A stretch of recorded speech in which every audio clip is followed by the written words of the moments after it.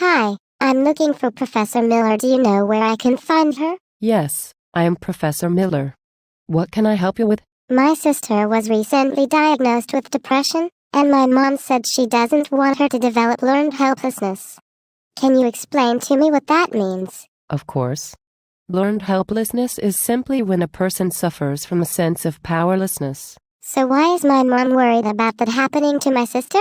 Well, I'm assuming you have noticed a change in your sister's behavior where she has stopped doing activities she once enjoyed, and may even notice a change in her sleeping patterns. Depressed people develop learned helplessness when they feel they have no control over their life and there is no way to help themselves or change their situation, so they give up trying. She does sleep a lot, but is going to therapy, so at least she is trying to help herself. How is it treated? It doesn't sound like she has developed learned helplessness yet, but it can be treated. A social psychologist named Robert Eisenberger found that by reinforcing a high level of effort and persistence increases the tendency to work hard at difficult tasks for a prolonged period, which he calls learned industriousness. Could you give me an example of that? Sure.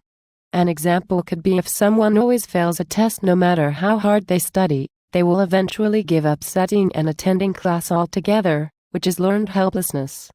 However, if they start studying extra hard and coming to class and receive praise from their teacher for their effort and motivation, they will learn not to become discouraged and their learned helplessness could be reversed. How was learned helplessness discovered? A man named Martin Seligman first observed learned helplessness in 1967 when experimenting with dogs and their reactions to a toll followed by a shock.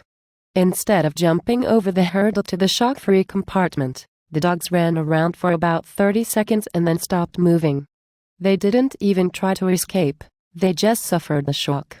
After observing this, he removed the barrier between the two compartments completely, so all the dogs would need to do is walk to the other side, but the dogs still remained, accepting the shock without trying to escape it. Is it easy to overcome learned helplessness? Well, yes and no. Sometimes people don't even know they are dealing with learned helplessness. It is driven by the feeling that we can't do something. The only way to get over it is by proving to ourselves that we can. Thanks so much for your help. I will try to give my sister constant encouragement and praise so she doesn't develop learned helplessness. Have a good day. Bye.